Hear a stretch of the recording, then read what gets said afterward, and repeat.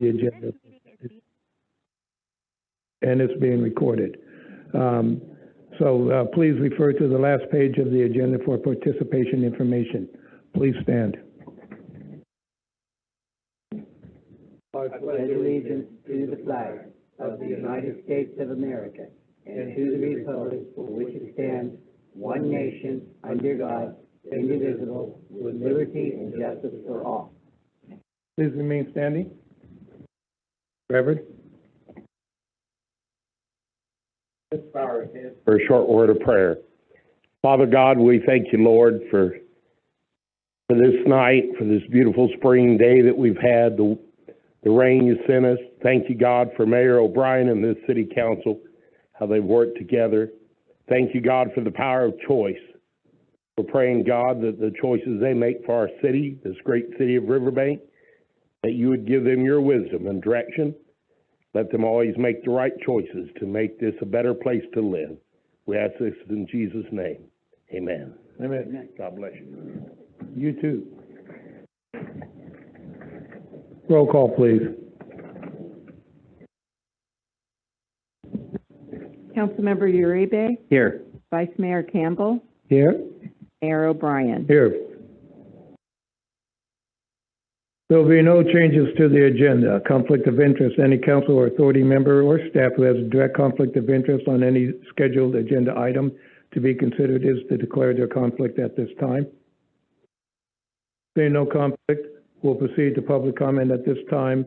Members of the public may comment on any item not appearing on the agenda and within the subject matter jurisdiction of the City Council LRA Board. Individual comments will be limited to a maximum of 3 minutes, and time cannot be yielded to another person. Under state law, matters presented during the public comment period cannot be discussed or acted upon.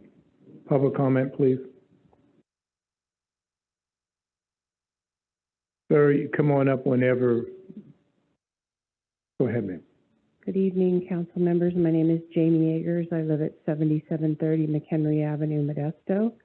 I've lived there for 35 years, and my husband and I have owned the property for nearly 40. Tonight, my comments are going to focus around the State of California Department of Conservation Farmland Mapping Program. This is a program where they update every few years parcels of 10 acres or larger. I live within the proposed Riverwalk project development, which you're maybe talking about later this evening because it's part of your strategic plan. Over 80% of this area is of 10 acres or larger parcels. I have the department's current maps, which are dated December of 2019, and the majority of this area is included in their highest agricultural designation, which is called prime farmland. The definition for prime is as follows. Prime farmland has the best combination of physical and chemical features able to sustain long-term agriculture production. This land has the soil quality, growing season, and moisture supply needed to produce sustainable high yields. This is property that should not be designated for homes. Homes should be placed on soils of lesser quality. Thank you. Thank you. Next, please. Robert Longstreth, 25869 East River Road. I'm a grower. I'm a cherry grower, walnut grower, almond grower. I'll have to ditto the Agers comments there too, prime farmland. But you know, another thing too, you've got well over 2,000 houses designed for this.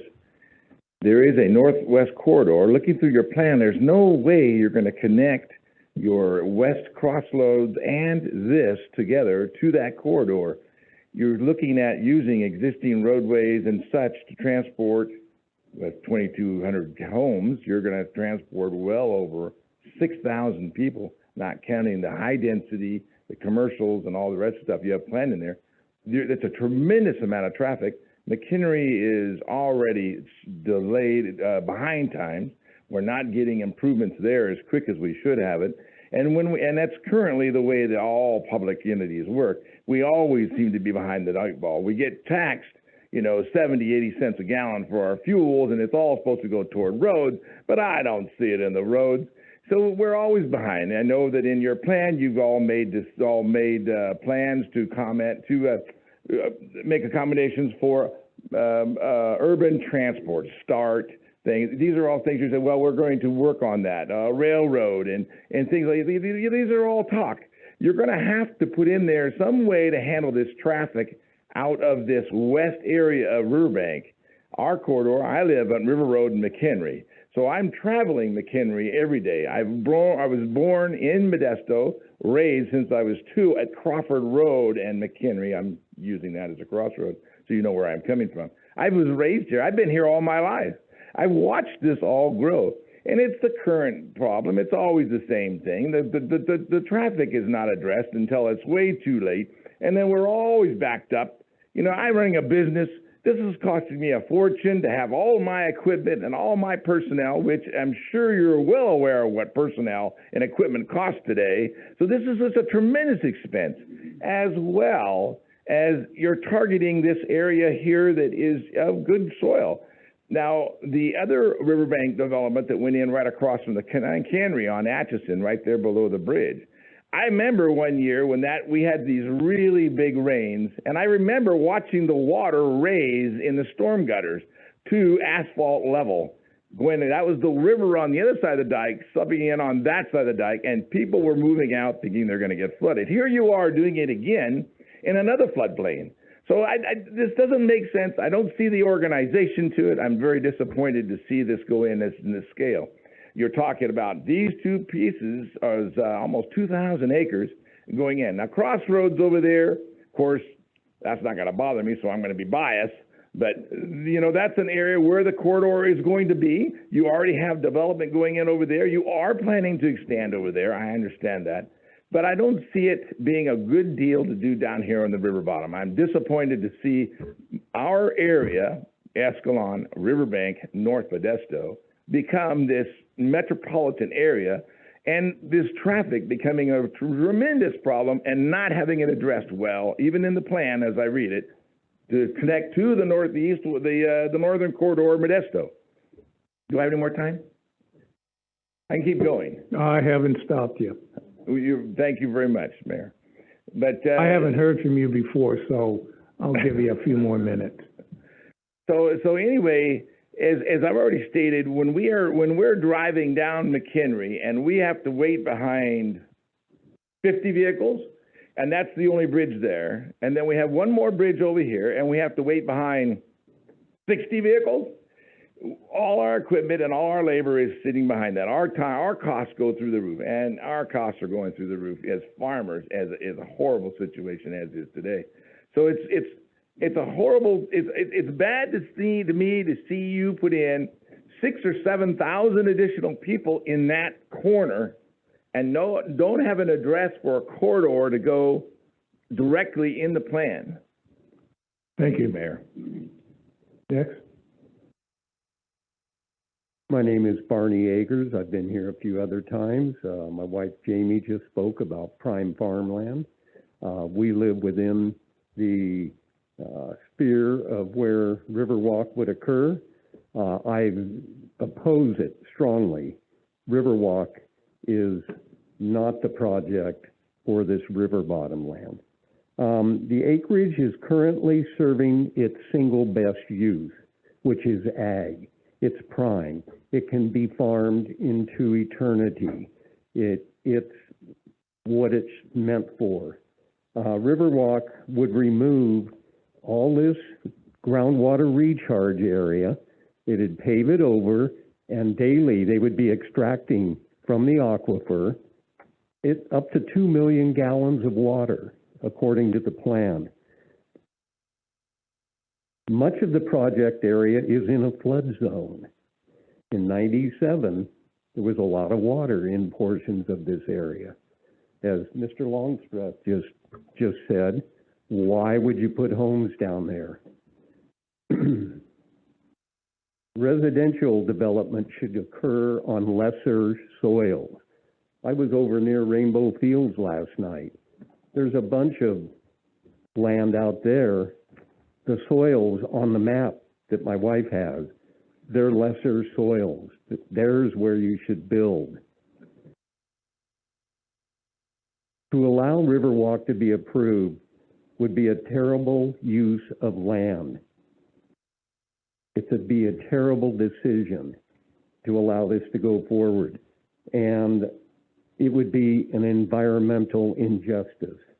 So when it comes time to vote for this project, vote no. Thank you. Next, please.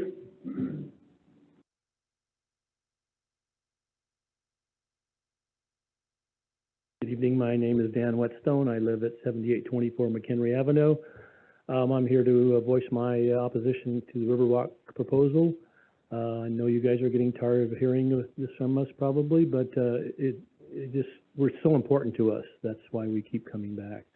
So we just want to keep it in the front of your minds. You've heard lots of reasons. There's just so many alternatives, better alternatives to building a project like this in different areas. Again, the traffic, the farmland, the water recharge. Just again, our backyards just look, mine tapers, just goes right down to the river bottom there. We just overlook the river bottom. It's just such a pristine area, the wildlife. Again, just so many reasons. So please look at that project closely. Thank you. Thank you. Next, please.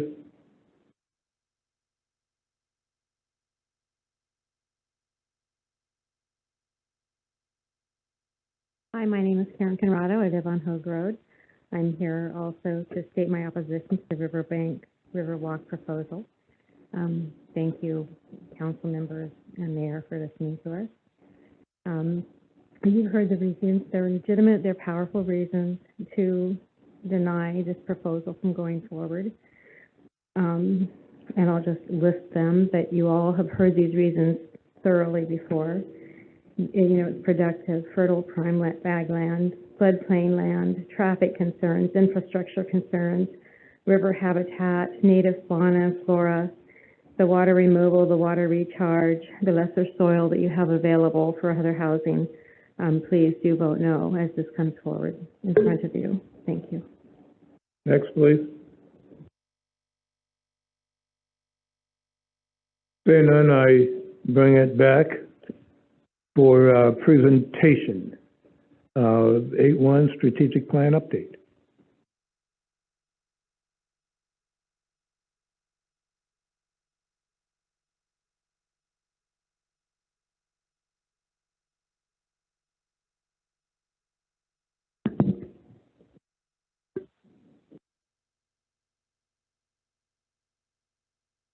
Oh, just the microphone. Mayor and Council, good evening. Tonight, it's my desire to present an update on the strategic plan that was adopted by the City Council in 2021. While the strategic plan is vast in the number of objectives that were established under the 8 goals by the City Council, tonight I'm only going to highlight a few of those that we have made some significant progress on. Norm, I'm getting a host disabled participant screen share.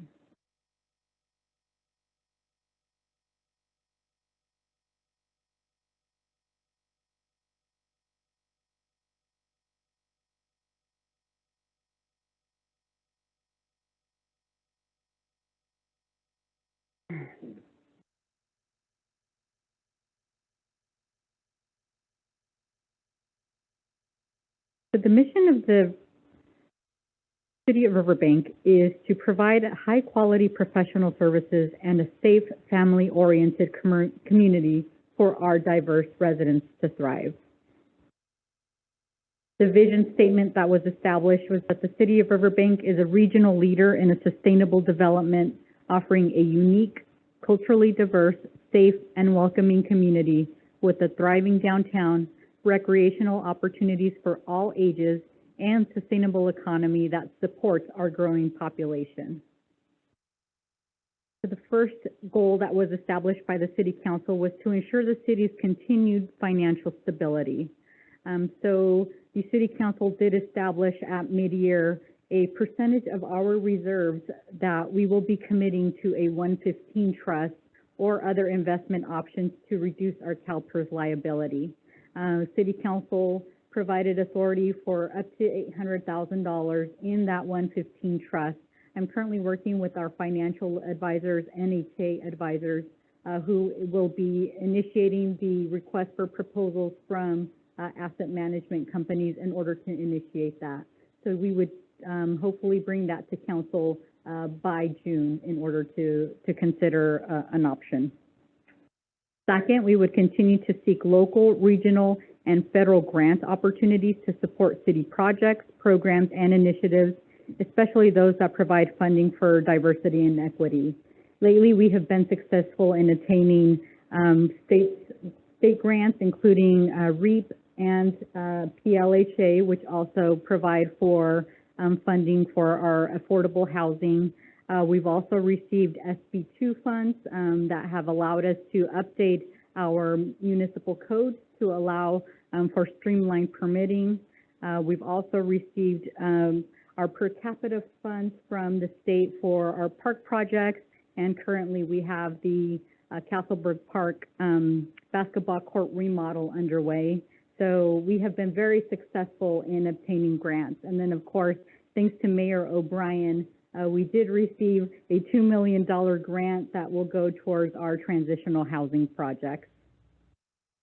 In addition, explore the use of renewable energy for city operations and vehicles. Later tonight, the public is going to hear about our financing of an energy efficiency project that will be undergone throughout the city. It will include upgrades to all of our city buildings for energy efficiency and the installation of microgrids at the community center, our wastewater treatment facility, and our police services parking lot. Improve public safety, ensure adequate funding for appropriate levels of staffing for law enforcement and fire department personnel. Of course, law enforcement does fall under our jurisdiction, and so we are pleased that we have been able to add additional staff, including a community resource officer, and we're currently working with the school district as well as the staff, Chief Ridenauer, and county council in order to develop the agreement between our three jurisdictions for a school resource officer. Continue to update emergency operations plans and ensure appropriate staff training and engagement for implementation. Recently, we held a continuity of operations training for all of our staff. The goal is to develop a plan for the continuity of the city's operations in the event of an emergency. In addition, we're working with the county on the update to the hazardous mitigation plan. And so we will be hopefully submitting our comments back to the county and bringing that to the city council for approval. Explore the use of technology, including cameras. Of course, we know that our camera program has been successful throughout the city of Riverbank, and recently we did add 2 additional locations, one of those being Castleberg Park. Our third goal is to improve our historic downtown. So the first I'll focus on is to support efforts that promote beautification of the physical environment, including public art. One of the projects that you will be seeing coming up in the month of May is the mural design for our centennial mural that has been proposed. So we'll be bringing forward 2 different options that will allow City Council to look at and provide feedback on, so that we can allow the artist to proceed with purchasing all of her supplies, and that will begin in the month of June or July for design. Explore opportunities for a facade improvement program.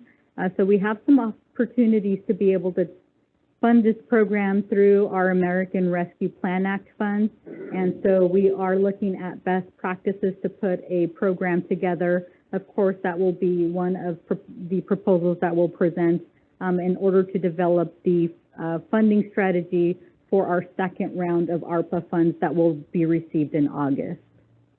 And the third, coordinate efforts with the Chamber of Commerce, Opportunity Stanislaus, and regional economic interest to identify opportunities for development. The Chamber of Commerce and I have met, so I was able to meet with Monica Perez, who's currently the president of the board, and we've established a series of communication methods that we're going to share information with, so that we can reach out to all of our business community. So they have already started sharing information with me regarding their memberships. We're sharing information with them regarding potential businesses that will be coming to town, so that they can be our eyes and ears for our business community. The last thing we want to see is drive by a building and see it shuttered and not understand how the city may have helped that business to continue operations. In addition, Opportunity Stanislaus has been giving us some great support for some programs that we hope to develop as well, including the possibility of looking at funding scholarships for the VOLT program. The VOLT program is a trade tech school that is in Modesto, and that could provide some of our residents with the skills that they need to obtain jobs here in Riverbank that will be forthcoming, particularly with Circulus, which is a company out at the former Riverbank Army Ammunition Plant, and Ametis, who will be building out at that site as well. And then, of course, there's the regional effort with Stanislaus 2030 that is ongoing. Improve internal and external communications, proactively communicate news about the city to residents, businesses, and surrounding communities. Hopefully everybody's been able to enjoy our new and improved business, our utility bill newsletter that goes out. So we hope to highlight, important projects and events that are upcoming in the city, and that is also being provided in Spanish, which goes to number 2, to ensure appropriate linguistic translation of materials to engage the city's Hispanic population. So we hope to continue that as well. And recently we did add additional translating services here at our city council meetings for public hearings that are of major importance to our residents. So we will plan on continuing that for items in the future. The third is to work with the youth to develop a youth council for the community that includes millennials. We'll be having a conversation with the school district on Monday regarding how that collaboration can happen. Obviously, one of the important things is to be able to engage our youth in the programs and projects that the city of Riverbank wants to bring forward. And since they are our future, we want to make sure that they have input as well, so that those programs are sustainable. Encourage employee development, develop and implement organization-wide staff succession planning. So we have developed succession plans in all of our departments, and you have seen some of those being implemented as we're bringing forward proposals for new staff. And so we hope that that will continue as funding allows, of course. Support employee training, enrichment, and recognition, including team building opportunities. So I am reinitiating all of our quarterly staff meetings that we used to hold in order for all of our employees to have an opportunity to hear from me and from our directors and managers a lot of the projects that are currently happening throughout the city. And the third, research feasibility of a new city hall to accommodate current and future needs. You're going to see some proposals come through as part of the annual budget with regards to expansion of current buildings, as well as proposals for either the purchase or lease of an existing building that we will be able to remodel and move into. That can accommodate all of our current staff as well as future staffing needs. The next goal, to promote sustainable development, update to the city's general plan and zoning code. So we will be working on the request for proposal in order to update the city's general plan. And then, of course, that will include the new environmental justice section that we are now mandated to have as well. Follow the North County Corridor project on impacts on Riverbank. Just within the past 2 months, we have met with the staff from Stanislaus County with regards to the intersection of Clarabelle and Oakdale and the improvements that have been proposed there. And we will be meeting with them within the next week to discuss the improvements that are going to be made at the intersection of Claus and Clarabelle. Third is to continue to develop a regional waste resources treatment plan and identify funding for project completion. Over the past 2 months, the City Council has approved contracts for the design, the environmental, and the rate study for this particular project. So we have made some great progress there, and we're holding monthly meetings to make sure that this project stays on track, as the goal is to have a completed application to the State Water Resources Control Board for funding before the end of December. Support economic development that promotes job housing balance, complete the Crossroads West development. I'm sure everybody has seen the housing activity that has started to occur out at the Crossroads West development, and we hope to see commercial development occur within the next couple of months. Implement permit streamlining to attract businesses to the city. So currently the Building and Planning Division have implemented the iWorks system, which will allow for online submittals of building permits and development permits. And so this will facilitate being able to coordinate when permits are being reviewed, where they are in the process. It'll allow applicants to review where they are in the process and hopefully be able to streamline them being able to obtain their permit.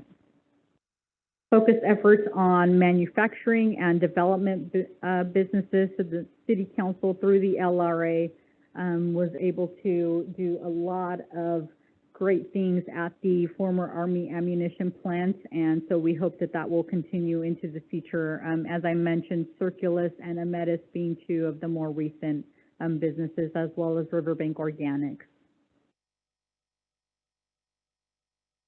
Enhance quality of life to maintain and refresh parks, trails, and facilities to provide exceptional experiences. As I mentioned earlier, currently Castleberg Park is undergoing a rehabilitation of the basketball courts, and hopefully soon thereafter we will begin the actual rehabilitation of the trail with the help of CDBG funding that we are receiving from Stanislaus County. Promote Stanislaus River opportunities and activities. So thank you to Councilmember Campbell, who has sort of reinvigorated our Lower Stanislaus River Committee in the hopes to be able to continue to have discussions about trail opportunities and potential park space down by Stanislaus River. And third, engage the community and nonprofit partners in the development of programs and facilities for transitional housing and solutions for homeless services. So we are very close to receiving environmental clearance for the rehabilitation of our Sierra House. So close I can taste it, Mayor. So I know.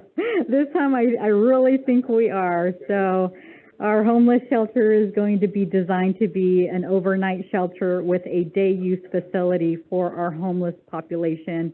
And then we will be closing on our property for our potential transitional housing project within the next couple of weeks. And that brings me to the end of my presentation. If there's any questions or any. Any questions of Marisol?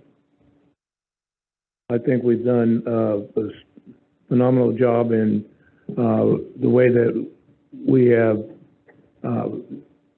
pieced together each item. One interacts with the other. The sustainability of City Hall is also providing job housing ratio, which is the importance. As we move forward, the developments are well thought out and they are progressing well. As soon as the Crossroads West Shopping Center starts, that will start being the impetus for a much more rapid development in that area. unlike some of our other communities where they are looking for resources, although we can always use more resources, but we don't have to go for a sales tax because we are sustainable the way that we do things. We just don't piecemeal it, or we don't wait until we're in dire straits. We move forward, and it's phenomenal that you and Sean have done the job that you have, bringing us from almost bankruptcy to where we are today, probably the most thriving of all communities. I look forward to the next 6 months, to the next year, and what we will accomplish. Thank you very much. Is there anyone from the public wishing to comment? Okay, thank you. All right, moving forward to the consent calendar, consisting of item 9.1, waive readings, item 9.2, approval of the April 12th, 2022 City Council Local Redevelopment Authority Board minutes, item 9.3, second reading by title only and adoption of ordinance 2022-002, amending Title 15 Land Usage, Chapter 153 Zoning by repealing in their entirety Section 153.215. Mayor, I'm sorry, but there is a hand up.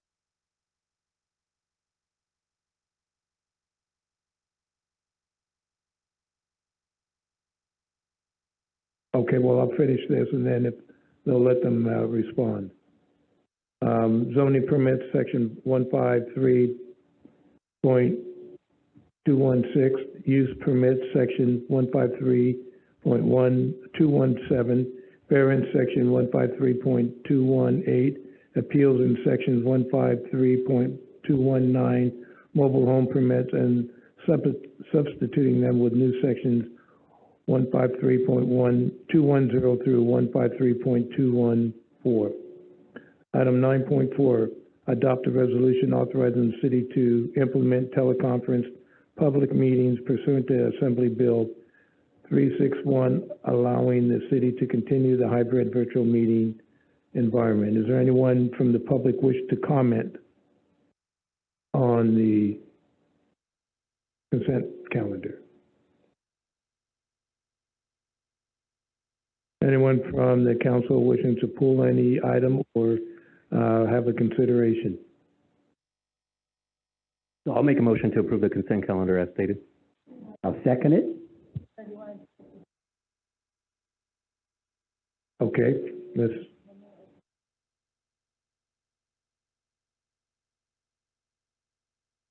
Hello? Annabelle Gammon, Yes, I'm here. your comment?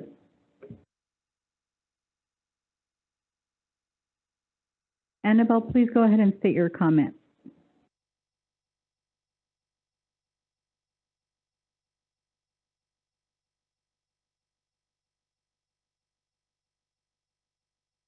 Hearing no comment, we're going to proceed with, we have a motion to approve in a second.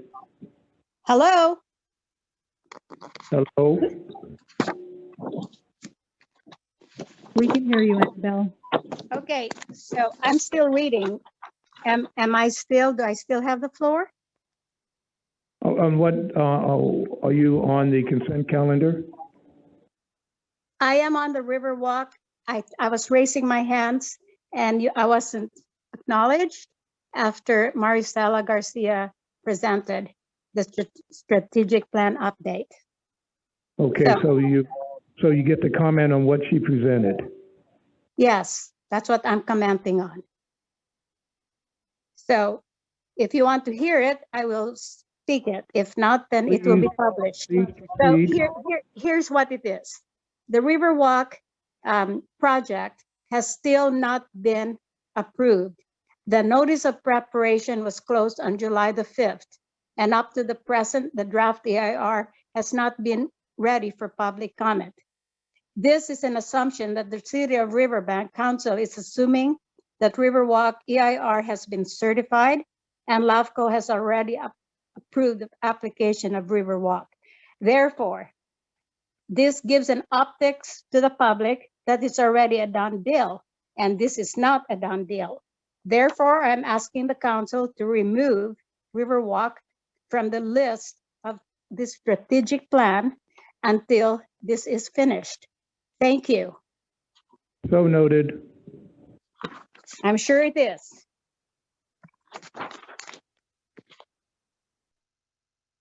Roll call, please. Councilmember Uribe, Yes. Vice Mayor Campbell, Yes. Mayor O'Brien, Yes. motion passes 3-0. New business, item 11.1, adopt a resolution approving the appointment of Planning Commission alternate Ben Reuben to fulfill the unexpired four-year term of former Commissioner Mallorie Fenrich, effective April 26, 2022, and administer the oath of office to said appointee. Thank you, Mayor and members of the City Council. Staff is recommending that the City Council consider the appointment of our current Planning Commission alternate, Ben Reuben, to fulfill the unexpired four-year term of our former Commissioner, Mallorie Fenrich. We are also asking at this time that the City Council approve the resolution to consider Mr. Reuben's appointment, to have the oath of office administered and certificate of appointment presented, and direct the interim city clerk to advertise and post a special vacancy notice to solicit applications for the alternate member position on the Planning Commission. Okay, thank you. Are there any questions from the dais? Anyone from the public wishing to make a comment?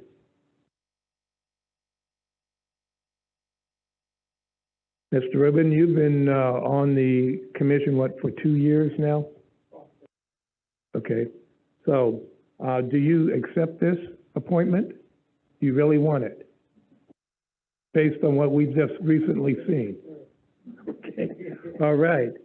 So with that, is there, I'll bring it back to the council for consideration. So before I make a consideration, so I've been watching the Planning Commission meetings for the last 4 years, and I've watched Ben, like you said, over the last 2 years. You're always there, you're always engaged, and so I look forward to continue working with you. So I'll make the motion to approve item 11.1. I'll second it. A motion to approve in a second. Roll call, please. Councilmember Uribe, Yes. Vice Mayor Campbell, Yes. Mayor O'Brien, Yes. motion passes 3-0. So at this time, Ben, would you please join me at the podium? Mr. Reuben. Mr. Commissioner, Ben.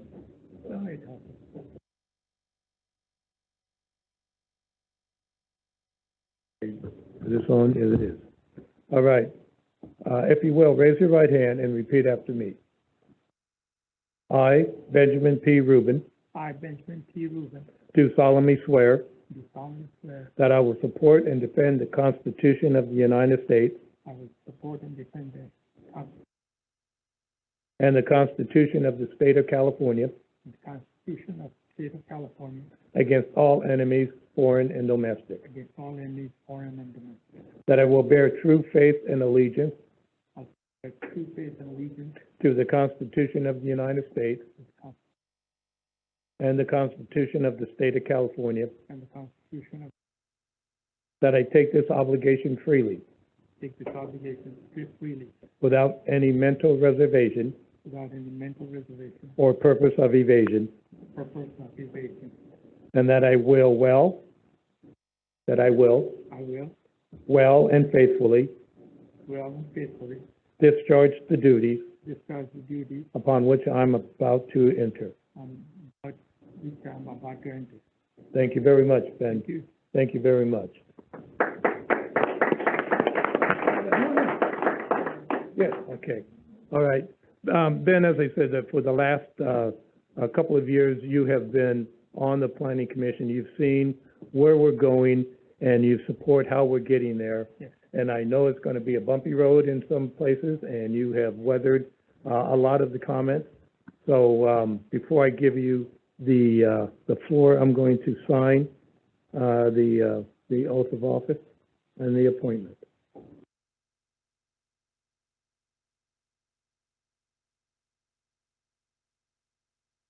And if you will sign here, we'll make you a full-fledged member of the planning commission. Kathy, did we give this back to you for recording? Okay. Thank you, sir. Thank you. Now the floor is yours. I appreciate your vote. I will do my best to serve as properly as I can. Thanks again for the opportunity. And thank you for your commitment to the city of Thank Riverbank. Thank you. Thank you. Thank you. And this is yours. All right.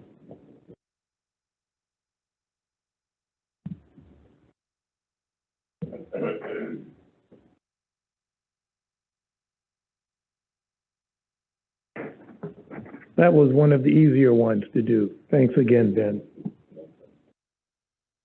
All right, a resolution formally naming Crossroads West Park Centennial Park. Sue Fitzpatrick, Director of Parks and Recreation, will provide the staff report.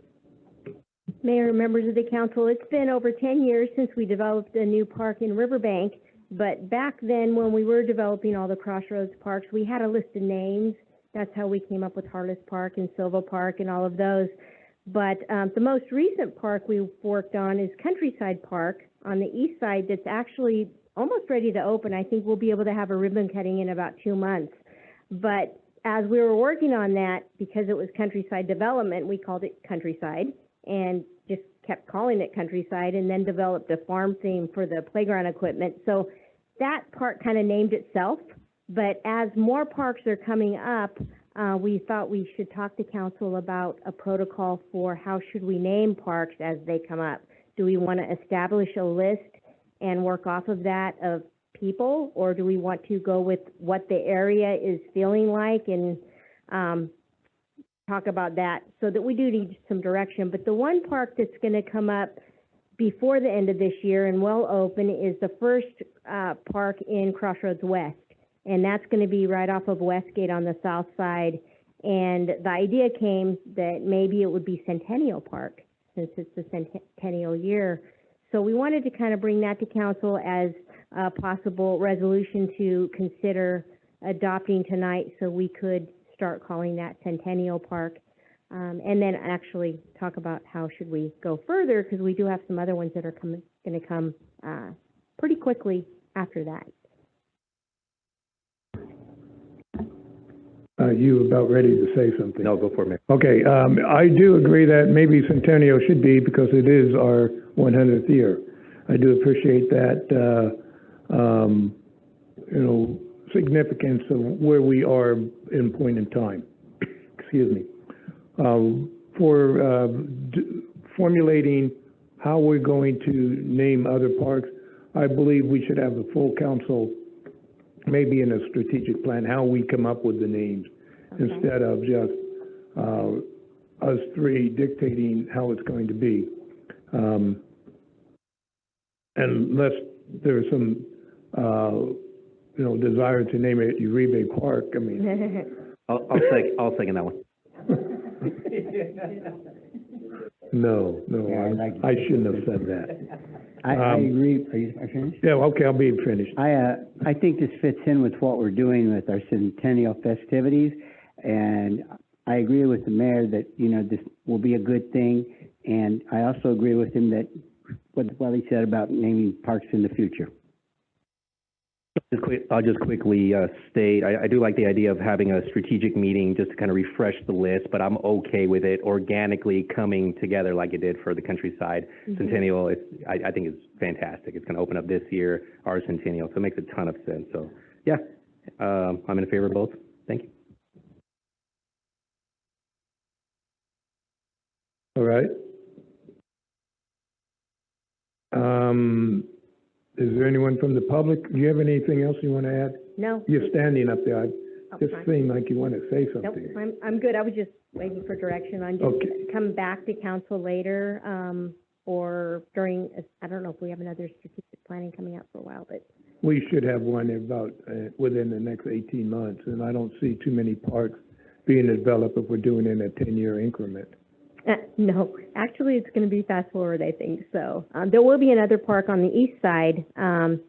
Countryside will be the main park there, but there's another one, with Diamond Bar East, and that one should come along pretty quickly. They've given us a conceptual design. That's going to be just a basin, but it's going to have, a walkway around it, some exercise equipment, and, a little wiffle ball backstop thing. It'll be kind of cute. Cool. So I think there will be some, so we probably need to move forward on some ideas as they come. We'll come closer when we know some dates and let you know, remind you, but something to think about. Appreciate that. Thank you. Is there anyone from the public wishing to comment? Bring it back to the council. This is a resolution that we're considering, Yes. and do I have any motions? Okay, so I'll make a motion to approve item 11.2. I'll second it. Okay, we have a motion to approve in a second. Roll call, please. Councilmember Uribe, Yes. Vice Mayor Campbell, Yes. Mayor Bryan, Yes. motion passes 3-0. Thank you. Thank you, Sue. Item 11.3, a resolution authorizing the installment sale financing of energy efficiency projects relating to the wastewater system in the aggregate principal amount not to exceed $4,444,000 and approving related documents and official actions. Mayor and Council, this is yet another step in our Riverbank Energy Efficiency Project, and tonight we are looking at the financing of the improvements that will be made and that will be not funded via ARPA or our American Rescue Plan funds. So on February 8th, 2022, we did sign the official facility agreement with SiteLogic for the improvements, which will include lighting improvements, HVAC upgrades, and the solar systems at the wastewater treatment plant, the community center, police services, and Wharton Park. Total project costs were initially calculated at almost $6 million, with $2 million of that being funded from our ARPA allocation for the general fund related costs.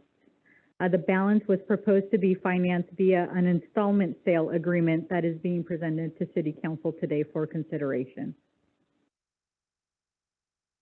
The proposed financing is looking to finance the project cost, year one of interest payments, and the issuance costs, which include our bond attorney and our financial advisor costs. So the term we're looking at today for this financing is a 20-year term with a final repayment at 2042, total financing of $4.4 million in principal with an interest rate of 3.85%. And we have an anticipated closing date of May 6, 2022. And so with that, I will present Joey McCliney with McCliney and Company, who has been our financial advisor through this process, to explain what the process entails and the options that were considered and why we are presenting this option to you today. So one of the things that we, when it was originally presented by SiteLogic, when they were talking about the financing, one of the things that they suggested was a tax-exempt municipal lease. And we also were looking at a tax-exempt municipal lease. A municipal lease is typically secured by the equipment and also a mortgage against a piece of property that would be equal to the equipment, equipment's value. When we were getting into this, one of the things that COVID has done to a lot of cities is the audits are behind. Everybody's audits are a year behind. In some cases, they're 2 years behind. And so finding a lender willing to take the debt without having a 2020 audit or a year-ending 2021 audit is slightly challenging, as you might imagine. In fact, some can't buy it because there are no audits. Now, to your credit, and you mentioned this earlier, your system or your city's getting along great. Financially, the numbers are dynamite. And so I was looking in this, and I got a nice offer from a bank of 125 or 130 basis points, and that just means 1.3% over the 10-year Treasury, and that we would fix it at some point. Well, I didn't like that, but then I found out from talking to SiteLogic that they weren't going to hold the costs anymore because inflation is chasing them. And so I went back and started negotiating with other banks that were willing to take the financing just on unaudited financial numbers. Looking at your numbers, I stumbled across the wastewater treatment facility and the numbers there. They're dynamite. I have worked for cities from city and schools of Nome, Alaska, all the way down to the Florida Keys, the schools in the Florida Keys. A city of your size, I've never seen a facility as well financed as that water treatment facility or the wastewater treatment facility. Because you have 50% of the project at the wastewater treatment facility, I could use that as my security. So there will be no lease and there will be no lien against anything, against any property. By doing that, it saved us roughly 25 basis points, or 0.25%. And so we're 105 basis points over the 10-year Treasury. We locked it in April, on April 14th. We have until May 14th before they float it. Now, a year ago, banks would have kept that, and the interest rate markets would have been stable. They wouldn't have given me a 30-day or were readjusting. Interest rates from the day they locked it have only gone up. And so we've been in good shape. Thankfully, the last 2 days, interest rates have dipped a little in that 10-year, but we want to do everything we can to close. And that's why I begged my way onto this agenda last week. I really hammered Marcella about it. But that's it. We have interest only the first year. We did not finance it. We just pushed off the first payment. And so, and the total financing on your agenda, it says will not exceed $4,445,000. In fact, it'll be $4,435,000. And so, and we'll also have a call feature. You'll be able to, if interest rates miraculously go down in 5 years, we will be able to restructure without penalty. Okay, we're looking at possibly getting funding relief from the federal government to pay for all of or most of just the community center project, and also upgrading that, but that will be separate. So we could take that portion out, that debt would be less. So are you talking the microgrid? The microgrid. Isn't that, I believe that's separate, and that would be on top of it. Is that totally separate? That was going to be part of the ARPA funding. And is that the $2 million? Yes. Yeah, so that is, so if they it's pay already for out. If they pay for the total amount and we don't use the ARPA funds, then we could apply that ARPA funds to this project. And to any other project that the city council desires. Okay. That's even better. Yeah, so we're considering it just a general revenue loss. And okay, so, but we don't have that funding yet, so we're not going to even talk about that tonight. Sorry, but that was good. Okay, never mind, continue. That's all I've got for you. Are there any comments or questions? No real questions, just a quick comment. I'm glad to see that we were able to lock in something. I was kind of hoping for something a little bit lower than the 3.85, but hey, it is what it is. This is the time we're in. But I'm glad you said that we are able to refinance it down the road with no penalty. So I'm excited to continue to bring that down as I did with my mortgage. This is kind of the same concept. So no, other than that, thank you. Mr. McCliney, I would just like to thank you for taking the time to push it up, to bring it to us, because we didn't know everything that was going on like you did, and this sounds like a sweet deal to me. Thank you. It's a kind of, historically, we're not at 40-year lows in interest rates, but we're awfully close still. The Federal Reserve they don't guarantee anything, but they've all but said Rates are gonna go up by 50 basis points, 0.5% at their next meeting, and they say they're going to continue to raise until, and the stock market will tell you, and the market believes it because it keeps going down, but they're going to continue to raise until they get inflation under control. I don't know how they can drop $2 million here or $5 million into cities and having everybody chase construction costs and expect inflation and construction costs to go down. So interest rates are going to go up in the foreseeable future. Thank you. Would have been nice to have it when it was below 2. Yeah. And that the only good thing about of COVID was interest rates went to 2. It was amazing. Anyone from the public wish to comment? Anyone from nothing on Zoom? Okay, I'll bring it to the council for consideration. So I'll make a motion to approve item 11.3. I'll second it. We have a motion to approve and a second on item 11.3.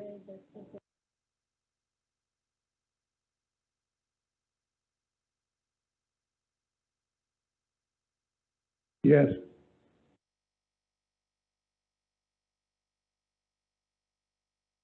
Who has their hand up? Hello? Hello?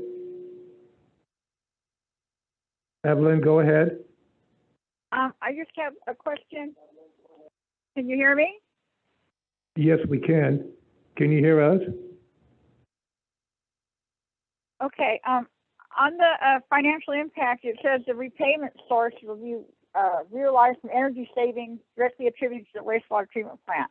What funds are you going to use to repay these bonds, these loans, these yearly bonds and loans? What funds are that money going to come from?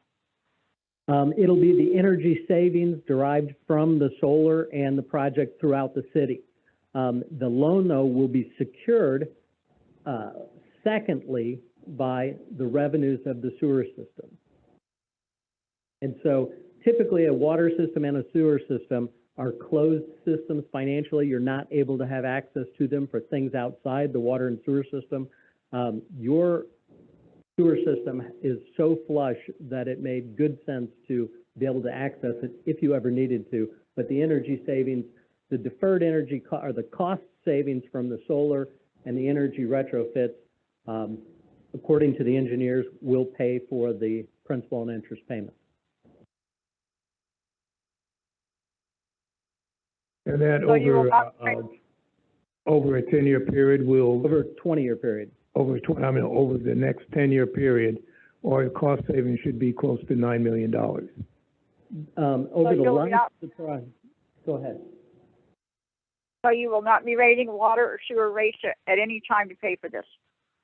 That's exactly right.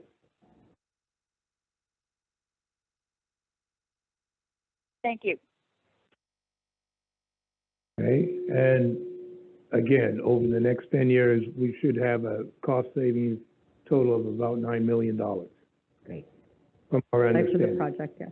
Okay. Over the life of the project. It pays for itself, which is everything. Okay, so we have a second and a first. Roll call, please. Councilmember Uribe? Yes. Vice Mayor Campbell? Yes. Mayor O'Brien? Yes. Motion passes 3-0. We have a hand up again.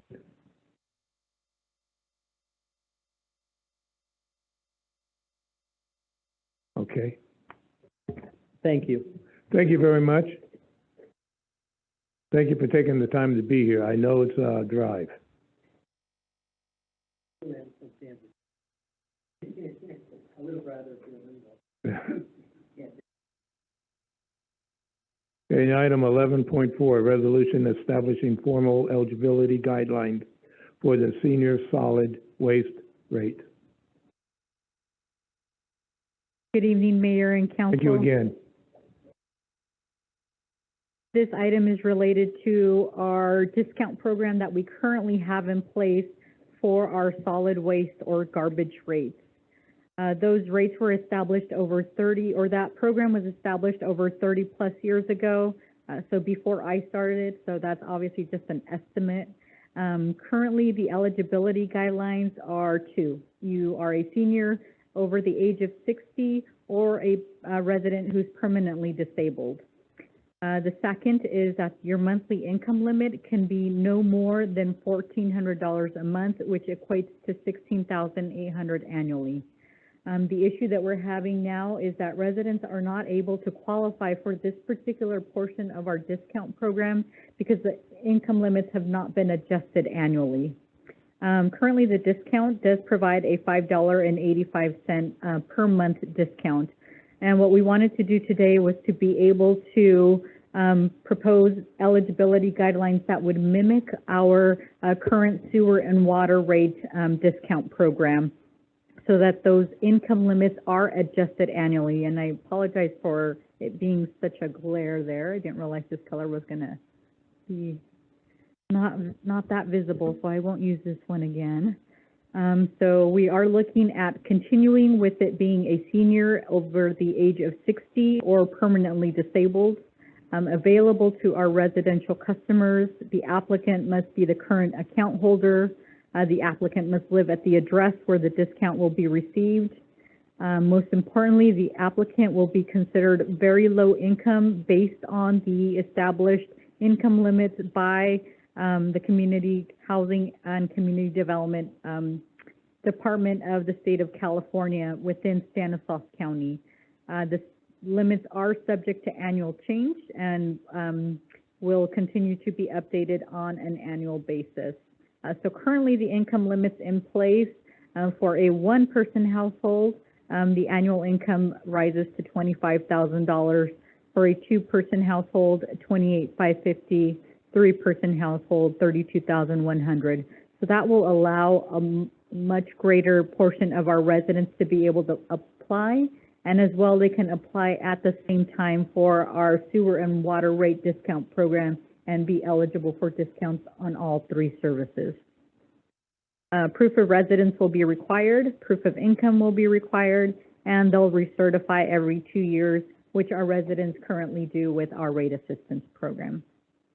And then, of course, we accept applications all year long, and the discount becomes effective the next full billing cycle. And that's the end of my presentation. As I mentioned, the goal is to be able to streamline the application process for all of our discount programs so that the eligibility guidelines are the same, and a resident only has to do one application for all three services rather than two.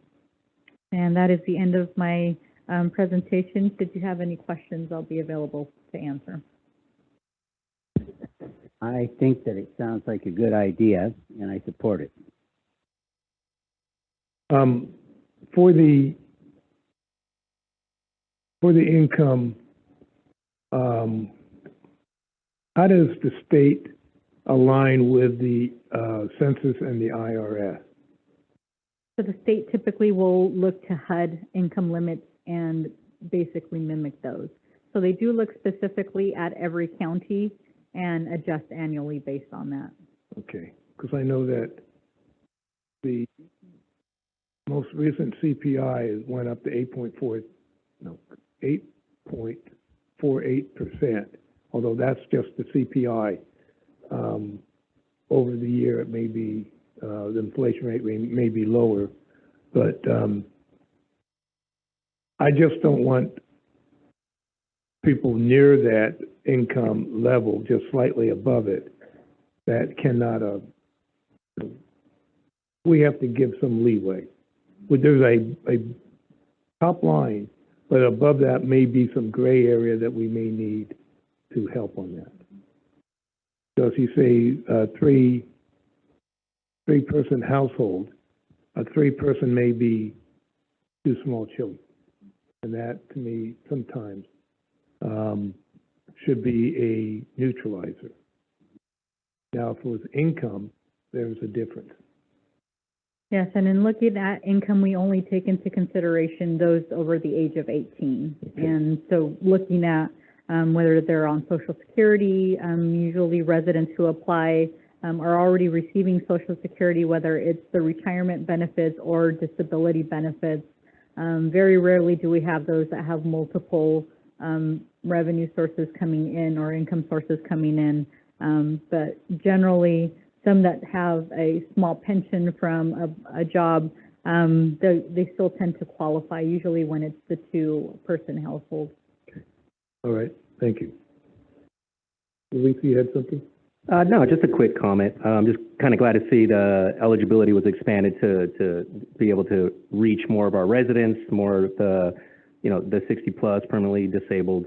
You guys were able to figure out the $585 monthly saving in the current one. Were you guys able to pencil out what this would look like for the new one per month?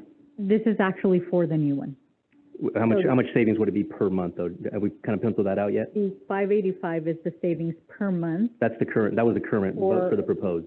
Actually, that will be since we've already adopted rates, even though they're not in effect until May 1st. Right. I did reflect the savings for the ones that will go into effect in May. Got it. Yeah. Thanks for clarifying that. That's all I got. And that's monthly, or is that billing cycle? So that is monthly. So that means per billing cycle, it'll be about $10. $11. 30. Almost 12. Okay. Comment from the public? Does senior income include Social Security? Yes, it does.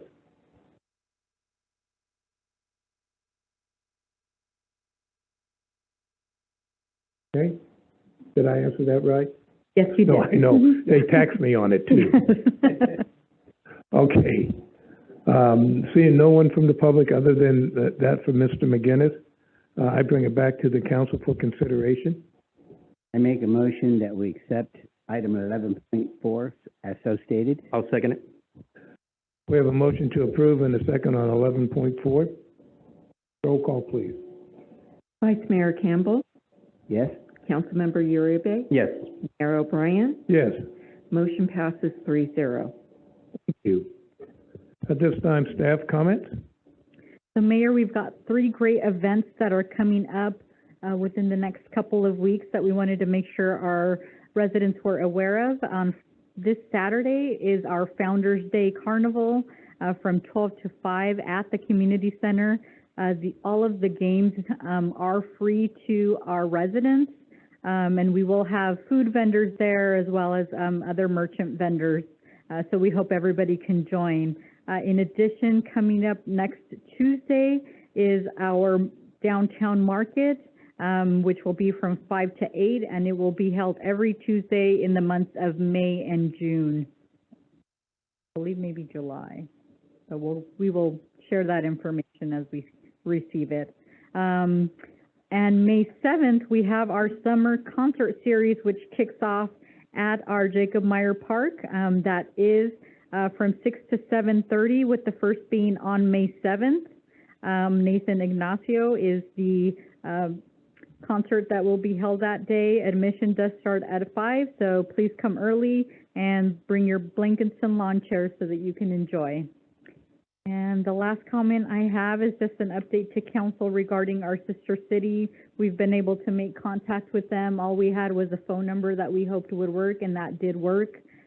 So we hope to reestablish that relationship soon with our sister city in Tamazula, Jalisco, Mexico. China? That will be our next attempt since we're working off of old information. I think we should. We may need a translator. We may not want to go to China. Okay, thank you. Councilmember Uribe. Thank you, Mayor. So I had the opportunity this past Sunday to be in discussions with the California Alliance for Local Electeds. They held discussions, invited me to hear about 2 lawsuits regarding SB 9 and housing community development over incorrect RENA numbers. The RENA is responsible for ensuring affordable housing needs that those are being planned. The arguments that they were discussing for like charter cities look stronger than general law cities, but are asking all cities to join. So I've referred this over to our legal counsel to hold discussions and see if this is in our best interest. So if SB 9 is kind of chipping away at our local control, I want our legal team to kind of make sure they're looking into that. And I will be joining Maricela on Monday, May 2nd, with the Superintendent Christina Facella and other school district staff, just to continue collaboration for our youth council, sister city programs to kind of relaunch that thing, and how to improve just communications between the agencies. Thank you.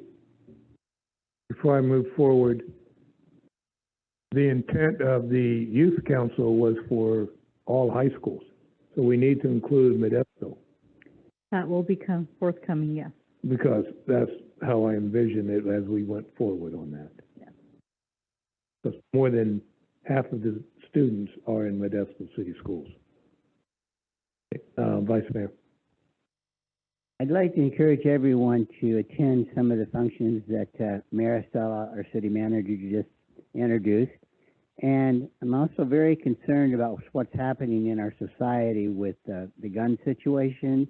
It just seems like it's going on and on. So we need to watch what's going on. And if we see something strange, don't hesitate to try to, attempting to contact our police department, because you may save the lives of someone. I mean, I was very shocked this morning when I first turned on the TV and saw the bit about the South Carolina baseball game, and somebody was shooting at them.